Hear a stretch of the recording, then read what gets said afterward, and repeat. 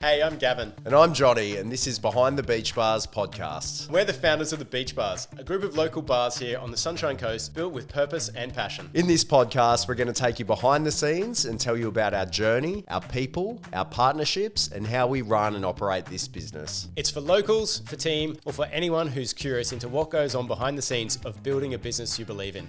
All right, welcome to episode number 5. So there's an awful lot that people love about the Beach Bars, but if you ask our regulars that keep coming back, the food is what really keeps them coming back and what they love the most, what they're always talking about. And behind each dish that's on our menu, it's not just something slapped together. There's thought out strategy that's gone in behind it, thinking, passion, that it all lives behind it all. And one of the key things that lives behind it all is actually our special guest who we've got here today, which is Glenn. So welcome. Thanks for coming and joining us. Thanks for having me.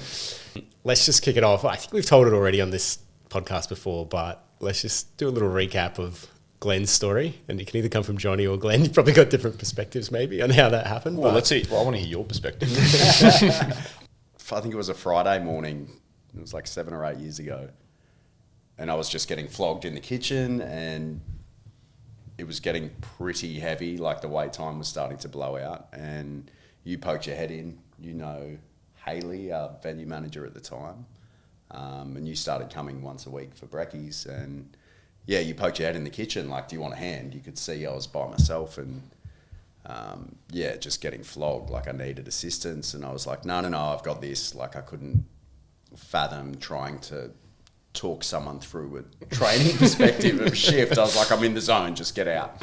And then, it was probably 15, 20 minutes later, it was getting worse and worse, and I was starting to run out of plates to plate the dishes.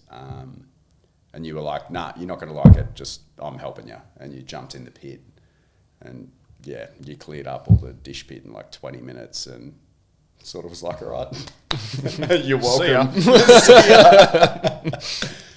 But then it was, I think you started doing casual work, like you were full-time forever, and I think you liked the idea at the time of floating between a few different venues and being sort of a casual chef, and well, we just come back from Western Australia on contract, and was working full-time, 2 full-time jobs, and picked up a third casual just in case that wasn't enough, and worked out though. What was the tipping point? What made you go all in on the Beach Bars when you were floating around a few jobs before that? It kind of got to a point where I needed like more family time, more me time. And I think the draw of having like a family, people-focused business was it for me. Yeah. Definitely glad I came on board, because that's, So that was 7 years ago, nearly 8 years ago. We just worked it out. 8, 7.5, nearly 8. Tell us now about your role today. 7.5 years later, where are you now in the Beach Bars? Bit different. So the executive chef now of King's, Cotton Tree and Coolum. Still loving it, and There's so much hesitancy. Definitely still love it. There's not a gun. What's the hardest thing? What's the hardest thing you find? Probably people management for me. I know it's like a big focus point with the leadership courses and stuff that we do. It's getting better, but having nearly 30 kitchen staff, and everybody's different, and having to teach everybody differently, talk to everybody differently, approach everyone differently is by far the hardest. Yeah. Could you just talk me through what's your average week look like in terms of that now? How much time is actually on tools? How much is actually playing with food versus how much of it is actually people coaching, connecting with people? It's probably the worst time to ask him after 2 weeks of duration. Let's go through. It's been 2 weeks. Let's maybe go like a 6-week average. Not just black out on the last 2 weeks. Yeah. Well, I try to get into each venue once a week, whether it's to poke around the kitchen, help out a little bit where I can, talk to the head chefs and sous chefs. But I'm pretty lucky that I can still get on the tools fairly often with such a big crew. There's always people taking holidays, and it's good to get back in there and hang out, help out, and they don't love it all the time, and I often get kicked out and go find something else to do. But it's so. What's your part of the job that you love the most? Probably being on the tools. Like I love the service side of it. It's always good, especially to go back to King's, the OG, and get stuck in. Like it hasn't changed down there. The team's changed a little bit. Like the dynamic of the kitchen and the way it carries on is still exactly the same. There's something magical about Kings. I don't know what it is, but you can't replicate it. Like, as much as we tried to cut and paste the model, there's something you can't replicate about Kings. And I don't know whether it is because it is the first one or just the shape and flow of the kitchen, but there's a buzz in the air that it's hard to find at the other venues. So you guys both referenced that you've just been through Curated Plate across all 3 venues. Like, give me a snapshot of what that was about. So it's a real good opportunity to do something different first and foremost. Like, it gives the guys in the kitchen something else to focus on. Like, we grind the same dishes out from 6 a.m. till 8 p.m. 7 days. So it's good to give them an opportunity to sort of branch out, do something different, work with new suppliers, different suppliers. So we did a 7-course degustation this year, which was full on, about 70 people per venue. And I mean, for people that have seen King's Beach Bar, the kitchen's tiny. It was hard. This table's bigger. Yeah, pushing 500 plates off the one table with 3 chefs was challenging, but it was good, and it's always fun. Like, it's just nice to do something else. Yeah. How often do we change the menu? Why? And then talk to me about what's actually involved in a menu development. So we change it. We try to change it 3 times a year, depending on what's on at the time. It can be twice. We change it because of the seasons. Supply, because we use local and fresh produce. We make everything in-house. A lot of stuff becomes unavailable. So it starts there. I sit down with the suppliers. It usually starts with fruit and veg being like the key to everything. I sit down with Steve from Produce Partner, and we do probably 3 or 4 months in front and try to find out what's coming in and what's heading out, and start it all there. And then it's sort of just getting ideas off the head chefs, sous chefs, and a couple of the other junior chefs about what they want to put on, what they'd like to see, what they've eaten that they enjoyed, and sort of put our spin off on that. Yeah, like, what's the process from there though?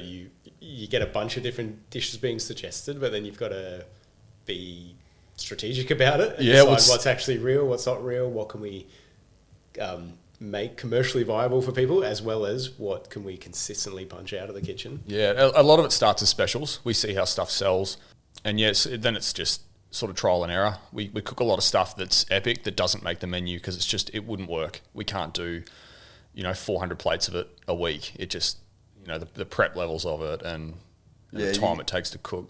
You definitely have to factor in the amount of prep that goes into each dish, but also the flow and the peak of service, like how efficient it is to get out from the minute the docket comes up to sending it.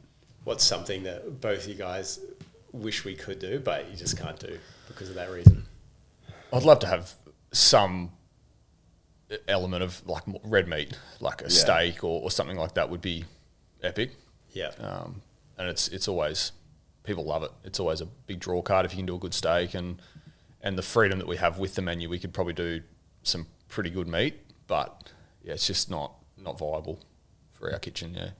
And it's the equipment side of it as well. Like, I think meat's one of the biggest dishes that, Aussies barbecue 2-3 times a week, and it's the first dish that's compared to, I can cook a steak better at home. Yeah. So I cook it perfect every time.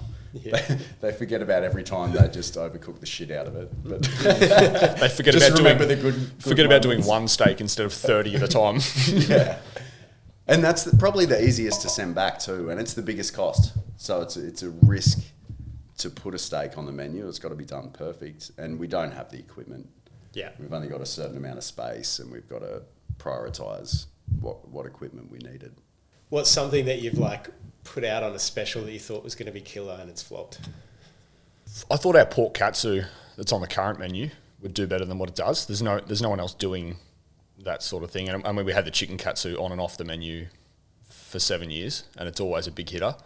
We switched to a pork cutlet, and I mean, it sells well. We get good feedback, but I thought we would definitely sell more than what we're selling. Yeah.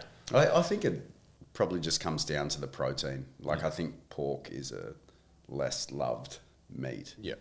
Chicken's a safe option. But I mean, from there, it sort of rolls into recipe development.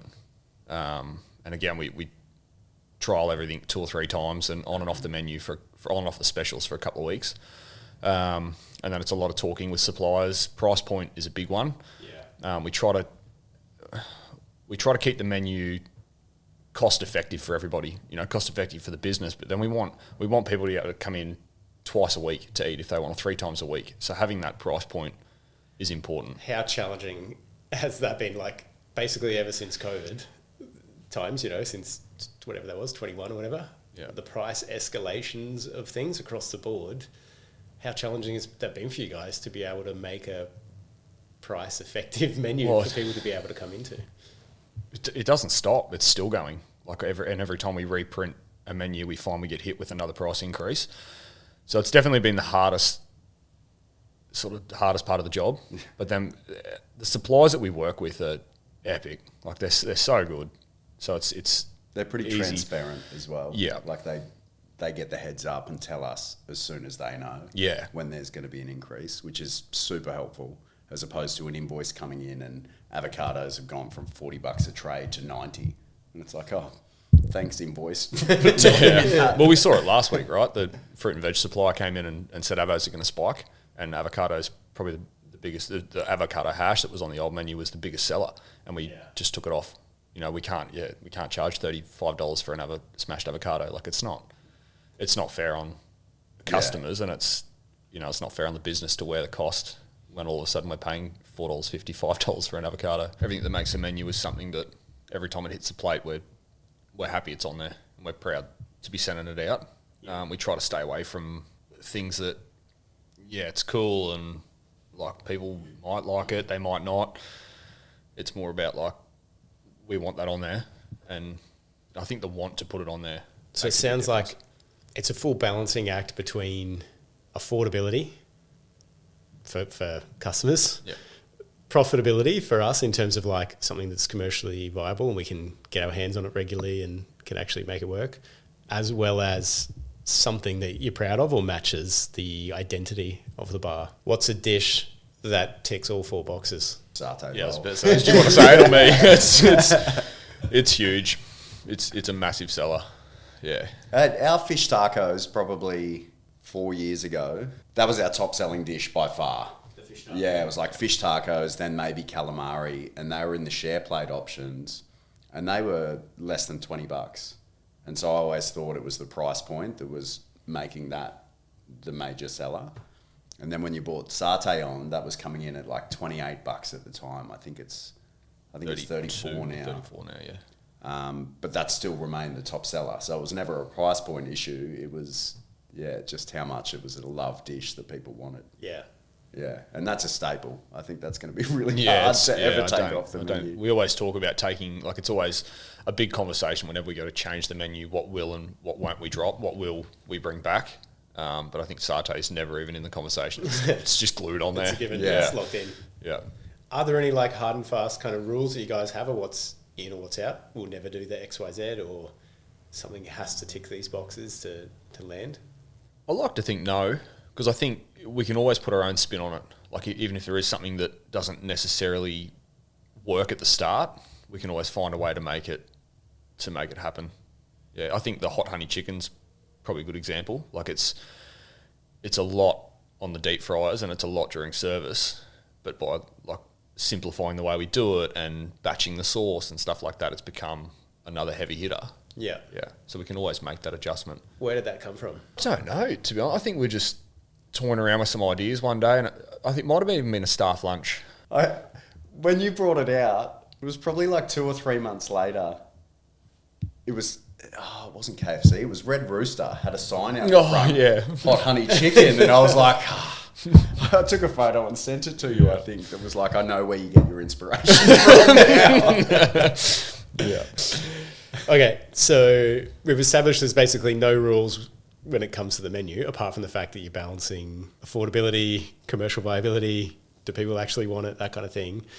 What about accessibility? And by that, I mean people with dietary requirements, or, what kind of restrictions or challenges does that place on you guys in the kitchen? A lot. The entire menu, minus the pasta when we have that on, can be done gluten-free. So we sort of just eliminate that one straight away. So you purposely make sure when you're factoring in a dish, you can make it gluten-free, or that's just like a hard rule? It needs to be from the start? It's got to be able to be done gluten-free. And I think we're pretty lucky with where we are. Where's that come from? Like, who was the instigator that we need to have an all gluten-free menu? It was a little bit of Aiden at the start in Yeah. the first year. I worked with the chef Aiden and his celiac, and when he was like, we should be doing gluten-free, I was all for it. And so, yeah, everything we were doing, we made sure it was gluten-free fries. Yeah. First is like, and everything, like when it comes to batters or crumbs, it's a really easy sub to make it taste good. And I think that's probably the end result, is if you can make it taste good or better than the gluten version, we're doing it. Yeah. You know, if we can't do it to the same quality like the pasta, then it's a gluten dish. Yeah. But nothing in the fryer would be. You know, people, it's a disease. They're born with it. Why should they have to spend more to just get a dish that suits them? And so we've made it any gluten-free item, even if they're swapping out the sourdough for gluten-free toast, we don't charge extra for it. Yeah. And I think that's Gluten-free for free. gluten-free for free. Which is the way it should be. And it still shocks me when we go out to eat and places aren't gluten-free. Like the quality of the product you can get gluten-free now, you wouldn't know. And people don't know. Like a lot of the stuff on the menu is all gluten-free flour, almond meal, and they just don't bat an eye. That was great. And it's like, well, yeah, it was gluten-free. Oh. Yeah, no one's going to tuck into our palmy on a Tuesday night and be like, tastes like there's no gluten in it. Yeah. Hero dishes, crowd favourites. We already talked about the satay chicken. What about breakfast? Is there like a consistent breakfast hero, or? The eggs Benny has always been pretty consistent. And we make the hollandaise every day. Like it's all made fresh. And the okonomiyaki's another big seller. Yeah. It made the menu probably 3 years ago, and it's been a staple on there since. Brekkies are interesting because people stick with what they know, you know, and so whenever you go out and you're spending your own money, people are going to buy an eggs Benny no matter what breakfast venue you are, because no one can be asked making a hollandaise at home. Yeah. It's like their only time they're going to have a hollandaise. So How much of our menu is made in-house? All the like sauces? Everything we can. Everything. And I think a lot of that falls back to the gluten-free. And I know we avoid certain other things where we can, shellfish and sesame oil, and by making it in-house, we can take allergens out and have a different option, a better option. And that might be our point of difference, though, I think, as well, is because we employ chefs, like we're giving that restaurant quality experience. We're not getting 16-year-old kids in who learned how to poach an egg in the kitchen to save on labour. Like we're paying for good, qualified chefs to be producing these dishes. So we're trying to give that restaurant quality at that affordable price point. What's some of the things we make in-house? Like, just give me some examples. All of the sauces, like all the aiolis and Pasta. chutneys, pasta. We're crumbing chicken, crumbing pork. All the pickles, bread and butter pickles. Disgusting how many pubs, taverns, surf clubs buy in frozen boxes of snitties just to like defrost them, chuck them in the fryer, and that's what you're paying for. Like it's your butterfly palmy that sits like bigger than a hand. It's like you're not even crumbing it yourself. And it's probably your bought-in Napoli sauce as well. Like, so yeah, but that comes down to us serving stuff we're proud of, and we're proud of stuff we make, so that's what we do. Talk to me about like the culture in the kitchens specifically. It's epic. It's such a people-first business, which helps a lot. The culture at each venue is really different. King's, like we spoke about, it's like the OG, and it doesn't matter what crew's in there. It just seems to have this like epic atmosphere. Like everyone's always having fun, and like the music's pumping, and everyone's always gone out together as well. Like Yeah. they spend a lot of their own time socialising together, which I think drives that click. It's definitely like a hard and fast industry that you got to love what you're doing. And we usually hire based off people that fit into that culture really well, so it sort of carries on. Yeah. And it's cool looking at Coolum now that that's open, and Tallis, the head chef up there, was an apprentice or started as a kitchen hand at King's 7 years ago, and is now running a kitchen, and he's running it like King's. You go up there and like the music's pumping, everyone's in a good mood, everyone's getting along. Like you can be in the middle of a massive lunch, like dockets on the floor, and everyone's still just vibing and having a good time. And yeah, What is there in the way of like training and development of team in the kitchen? We don't have a massive kitchen turnover, again, because of the people first. Like Johnny said, we tend to hire a lot of qualified chefs, so a lot of them are already trained, and we don't really try to undo any work that's been done. We sort of give them, this is how we do it, this is our recipe book, this is sort of how we want you to go about your day, and 9 times out of 10 they slot in. If they don't, we're usually pretty quick to move them on. They're just, and it's not that they're bad, they're probably just not a right fit for the business. Like it's epic quality, we make everything in-house, but we're not necessarily trying to win hats and, you know, do this fine dining la-di-da menu. It's high volume, but we're still making it, so you've still got to hustle. You've got to know what you're doing. Like, you got a team of 30. How long have, on average, of those people been with us for? And how many of them have actually been like, you know, dishy to chef kind of thing, you know, had a career of progression in the beach bar's kitchen space? I mean, the average is probably up around the 2 years. We've only really recently brought on one new chef, and that was Carrie, who's actually the partner of one of the chefs we've had for 3 years, and she loved it so much she sort of suggested she came across. We've had a few that have progressed up the ranks. A couple of them have left now. We used to get a fair few out of school or like afternoon dishes and stuff like that, who would then make their way to the line. Never necessarily did an apprenticeship, but always knew their way around the kitchen and knew how to handle some of the prep and stuff like that. When you look at each of our head chefs, I mean, Tallis started off as a dishy back in the day, Yeah. but David just came on as a commis chef and worked his way up to head. That's a Coventry. And then Michael came on as a commie, worked his way up.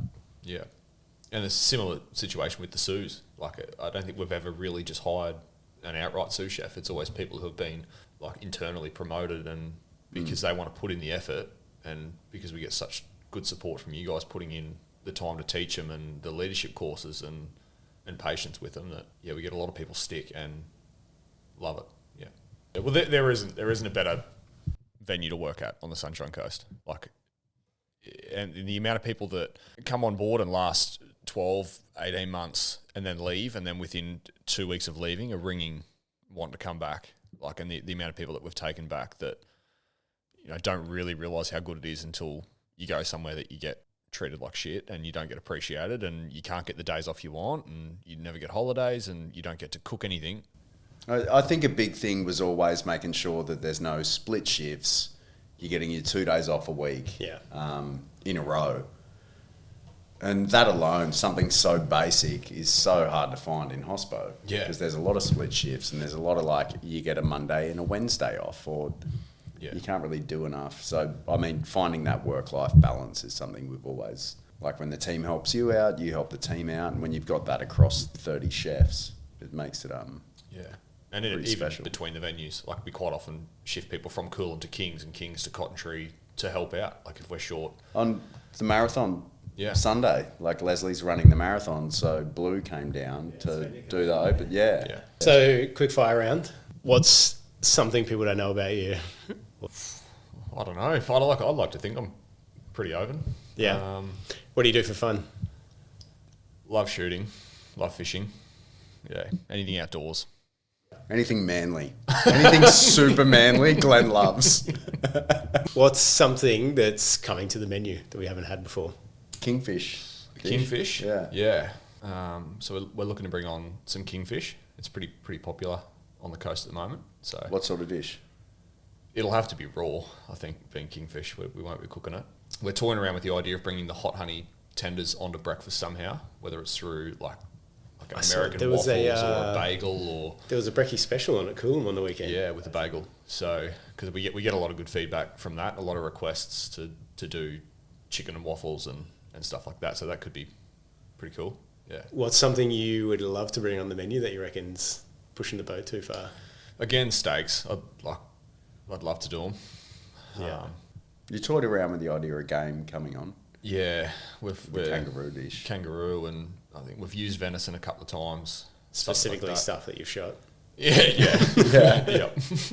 Something you got hanging up in the fridge at home. Hanging in the cold room downstairs, No, it's through a legit supplier. It's certified. I don't think the Sunshine Coast is really ready for it. Like, people just love fresh seafood, local produce. Yeah. So that's kind of where we try to stick. And I mean, it's not a bad thing. Yeah. Anyone in the kitchen team in particular you want to give a shout out to, or?